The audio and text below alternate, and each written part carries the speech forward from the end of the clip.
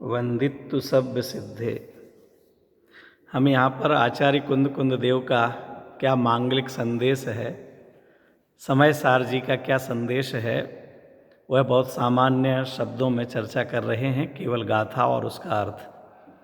अभी जो पिछले 2 दिन का प्रकरण आप ध्यान में लें कि जब आचार्य देव ने समझाया कि बद्ध अबद्ध पुद्गल जीव नहीं हो सकते, क्यों? क्योंकि ये स्पर्श रसगंध वर्ण वाले हैं और जीव का लक्षण तो सर्वज्ञ परमात्मा ने उपयोग देखा है, जानना देखना देखा है।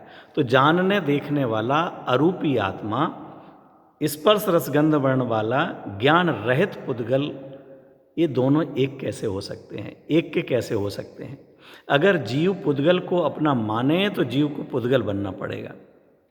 इसलिए बद्ध ये शरीर और अबद्ध धन दौलत इत्यादि, ये जो पुद्गल हैं यह जीव के नहीं हैं, जीव इनका नहीं है।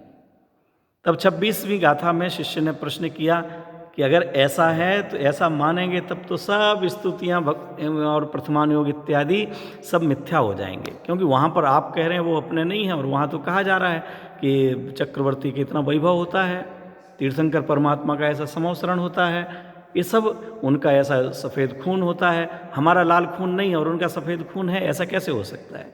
2 तरह की बात क्यों? वो बड़े आदमी हैं तो उनका सब कुछ, और हम छोटे आदमी हैं तो आपने हमको समझा दिया कि हमारा कोई नहीं। इसलिए मेरा निवेदन स्वीकार करो, उनका चक्रवर्तीपना 6 खंड रहने दो और मेरी घर दुकान कायम रहने दो, नहीं तो वो मिथ्या हो जाएंगे। आचार्य देव ने 27वीं गाथा में समझाया कि नहीं भाई, तुम नए विभाग नहीं जानते। आचार्य भगवंतों की जिनवाणी के अथवा वक्ता के कहने की शैली को नहीं समझ पा रहे हो। देह को आत्मा कहना यह व्यवहार नय का कथन है, उसके पीछे बहुत बड़ा कारण है, उस प्रयोजन को समझना। हमारे जीवन में नैतिकता रहे, सदाचार रहे, अहिंसा रहे, हम अतिक्रमण ना करने लग जाएं, अनाचार दुराचार की ओर ना जाएं, इसके लिए आचार्य देव ने देह को आत्मा कहा। लेकिन देह को ही आत्मा मान करके हम ना बैठे रहें, इसलिए निश्चय ने कहता है कि देह आत्मा नहीं है। जिसमें हमारा ज्ञान दर्शन नहीं पाया जाए, जिसमें ज्ञान दर्शन ही ना पाया जाए, वह मैं कैसे हो सकता हूँ? इसलिए इस नए कहने की शैली को समझना चाहिए। ये समझेंगे तो हमें किसी प्रकार का विवाद नहीं होगा, ना वह स्तुतियाँ निरर्थक होंगी और ना यह जो शुद्धात्मा की बात कही जा रही है वह हमारे लिए गलत, न कठिन, न अन्य के लिए, न मुनिराजों के लिए है, इस प्रकार की लगेगी, हमें समझ में आने लगेगी। देह की स्तुति करके केवली भगवान की स्तुति मानना वह तो व्यवहार स्तुति है। यह 28वीं गाथा में कहा। उसके बाद में 29वीं गाथा में कहा कि लेकिन निश्चय नए ऐसी स्तुति को स्वीकार नहीं करता। 30वीं गाथा में कहा कि जैसे कोई नगर का वर्णन करके, बाग बगीचाओं का वर्णन करके और राजा का वर्णन माने तो ये राजा का वर्णन नहीं है। राजा की शूरता, राजा की वीरता, राजा की सत्यनिष्ठा, राजा की कर्तव्यनिष्ठा, राजा की न्यायप्रियता, इनका वर्णन किया जाए तो ही वह राजा का वास्तविक वर्णन है। अब शिष्य कहता महाराज ठीक है, हमको तो व्यवहार स्तुति ही आती है, हमने तो हमसे जो बना वो हमने किया, और आपने कहा ये व्यवहार स्तुति है और वास्तव में ये सही नहीं है। तो अब आप ही बताइए कि परमार्थ स्तुति क्या है, निश्चय स्तुति क्या है? यह प्रकरण यहाँ पर आज से अपन प्रारंभ कर रहे हैं। आगे 31, 32, 33 नंबर गाथाओं में आचार्य देव 3 प्रकार से स्तुति का वर्णन कर रहे हैं। स्तुति क्रमांक 1, 2, 3, अथवा इसी को कहेंगे जितेंद्रिय जिन, जित मोह जिन और क्षीण मोह जिन के नाम से स्तुति। ज्ञेय ज्ञायक संकर दोष का निराकरण करने वाली स्तुति होगी, भाव्य भावक संकर दोष को और भाव्य भावक संकर का अभाव करने वाली स्तुतियाँ। इस प्रकार से 3 प्रकार से स्तुति कहने जा रहे हैं। स्तुति कहो, भक्ति कहो, पूजन कहो, एक ही है। इसे पहले हम कुछ अन्य शब्दों से समझने का प्रयास कर लें कि जो जिनेंद्र भगवान हैं, पंच परमेष्टि भगवान हैं, उनके गुणों में अनुराग होना, उनके गुण अच्छे लगना, वह तो है व्यवहार स्तुति। वो उन गुणों को कहना जिसे हम कहते हैं गुणानुवाद, वो गुणानुवाद है उस व्यवहार की भी व्यवहार स्तुति।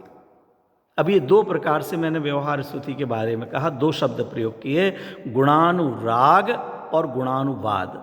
आचार्य भगवंतों ने गुणानुराग को भक्ति कहा, पूजा कहा, स्तुति कहा, कीर्तन कहा, आरती कहा। लेकिन हमारी अज्ञानता तो ऐसी कि हम गुणानुराग को भी नहीं देखते, केवल गुणानुवाद करने को ही स्तुति भक्ति मानते हैं।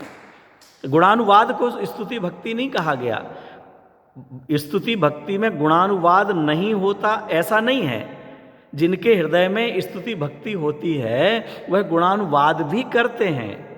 हमें आपके प्रति प्रेम है तो हम आपके गुणों के बारे में कहेंगे भी, अरे भैया कितना ईमानदार व्यक्ति है, ये बहुत प्रेमी है, बहुत दानवीर है, बहुत उदार है, बहुत सरल चित्त है, खिलाने पिलाने का तो इसको इतना है कि कोई भी साधर्मी आ जाए तो सबको घर में अपने लिए घर में बुलाते हैं, बहुत आदर सम्मान के साथ बैठाते हैं, साधर्मियों की सेवा करते हैं। ये कब कहेंगे? जब मुझे आपके गुणों का पता है और वो गुण अच्छे लगते हैं। और ये भी हो सकता है कि हमें आपके गुण अच्छे लगते हैं लेकिन कहते नहीं हैं। कहें क्यों? कहने का मौका नहीं लगा, और हर जगह कहना अच्छा भी नहीं लगता है। क्यों? सब लोग समझते हैं तो व्यक्तिगत चापलूसी करने लग गए, क्या बात है, या प्रसंग नहीं बना।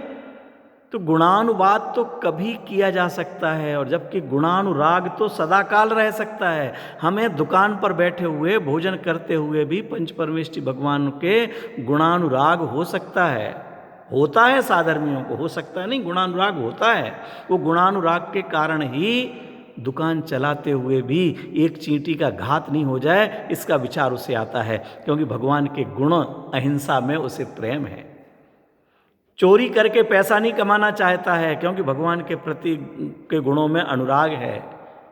वह अपनी दुकान पर भी वीतरागाय नमः लिखना चाहता है, क्योंकि उसे भगवान की वीतरागता पर उसके प्रति प्रेम है। भगवान के अनंत चतुष्टय अच्छे लगते हैं, उनकी शांत मुद्रा अच्छी लगती है। जब नेत्र बंद करके भी देखता है तो उन्हें अनंत परमात्मा दिखाई देते हैं, क्योंकि साधर्मियों को गुणों के प्रति अनुराग है, पंच परमेष्ठियों के प्रति अनुराग है। गुणेषु अनुरागः भक्ति, गुणों में अनुराग होने को भक्ति कहा गया है। और जिनके हृदय में गुणानुराग है वो गुणानुवाद भी करते हैं। लेकिन मित्रों, गुणानुराग भी व्यवहार भक्ति है। क्यों? क्योंकि भक्त और भगवान दो अलग अलग हैं, आराधक और आराध्य दो अलग अलग हैं। मुझे पंच परमेष्टि अच्छे लग रहे हैं, उनके गुण अच्छे लग रहे हैं, मैं अलग हूँ, वो मुझसे अलग हैं। पूज्य पूजक में भेद है, जहाँ भेद है वहाँ व्यवहार है। थोड़ा इस बात को गहराई से समझिएगा। हमने रत्नकंड श्रावकाचार ग्रंथ की जब चर्चाएं चली हैं वहाँ पर भी इस बात को कहा है, लेकिन हो सकता है कुछ लोगों ने वो वीडियो न सुने हों। यहाँ पर ये प्रसंग है, इस प्रसंग को आप समझना। गुणानुराग होना चाहिए हमें। अरहंत, सिद्ध, आचार्य, उपाध्याय, साधु वो अच्छे लगें, उनके गुण अच्छे लगें, उनकी चर्या अच्छी लगे, और हमें अच्छे लगते हैं। इसका क्या प्रूफ है? कि हम वैसा बनना चाहें, वैसा बनने के लिए, वैसा करने के लिए जो हमसे वर्तमान में संभव है वो हम वर्तमान में करें। हमें पंच परमेष्टि भगवंत अच्छे लगते हैं, हमें मुनिराज अच्छे लगते हैं, हम मुनिराज की स्तुति करते हैं, मुनिराज की भक्ति करते हैं, अरहंत परमात्मा की भक्ति करते हैं। लेकिन क्या हमें वीतरागता अच्छी लगती है कि राग अच्छा लगता है? राग में भी क्या हमें अशुभ राग अच्छा लगता है? हमें खाने पीने में मज़ा आता है और मंदिर में जाना सजा लगता है, तो फिर अशुभ राग में मज़ा और शुभ राग में भगवान के घर जाने में सजा, तो फिर कैसा है ये हमें वीतरागता अच्छी लग रही है? वीतरागता ही अच्छी लगे, वीतरागता ही मुक्ति का कारण लगे, वीतरागता ही मंगलमय, राग द्वेष तो आग लगे। वीतरागता ना हो जब तक वीतराग का राग रहे, जब तक वीतरागता ना हो तब तक वीतरागता का राग रहे। लेकिन वीतरागता का राग बनाए रखने के लिए राग ना रहे, बल्कि मैं भी वीतरागी हो जाऊं, तुम सम प्रभु बर मिले पूर्णता और पवित्रता आ जावे। हे भगवान आप जैसी पूर्णता मेरे हृदय में आवे, मेरी पर्याय में आवे, और आप जैसी ही पवित्रता आवे। इस भावना से भगवान की पूजन हो, इस भावना से भगवान की भक्ति हो, इस भावना से भगवान की स्तुति और गुणानुवाद हो। केवल गुणानुवाद तो जो पेशेवर लोग हैं हजारों रुपए लेके, वो भी हजारों लोगों को एक साथ हाथ ऊपर करके 3-3 बार ताली बजाओ, झूमो, नाचो कह करके जाते हैं और हम हजारों रुपए दे देते हैं, लेकिन उनके हृदय में रंच मात्र भी भगवान के गुणों में अनुराग हो ऐसा दिखाई नहीं देता। सबके नहीं होगा ऐसा अपन जानते नहीं हैं, अपन सर्वज्ञ नहीं है, मनः परज्ञानी नहीं है, लेकिन आपने स्वयं ने देखा होगा। अनेक लोग आते हैं, बड़े बड़े बजाने वाले आते हैं, भगवान के अरहंत परमात्मा के पंच परमेष्टि भगवान के गुणों में ढोलक बजा करके जाते हैं, और रागी भगवान के चरणों में जा करके जो यहाँ पैसा मिला उसमें से 100 रुपये डालते हैं कि आपकी दया से मुझे अच्छी आज बजाने को मौका मिला है। यहाँ से पैसा कमाया है, यहाँ की भक्ति में पैसा, लेकिन इनके प्रति अनुराग नहीं है, इनके प्रति इनके गुण अच्छे नहीं लगते, वो अच्छे लगते हैं, उनके चरणों में जा करके प्रसाद चढ़ाते हैं। इसलिए गाना और बजाना ये कोई भक्ति नहीं है। गाना बजाना हो सकता है जब हर्ष हिये न समाये तो फिर भक्ति हिये की ठानी, नृत्य करन की ठानी। जब भक्ति हृदय में नहीं समाती है तो नृत्य भी होने लग जाता है। तो गुणानुराग और गुणानुवाद ये दोनों ही व्यवहार भक्ति हैं। लेकिन एक तीसरा है कि गुणानुरूप हो जाना, जैसे भगवान के गुण हैं उन गुणों के अनुरूप स्वयं को परिणमित कर लेना, वह परमार्थ भक्ति है, वह निश्चय भक्ति है।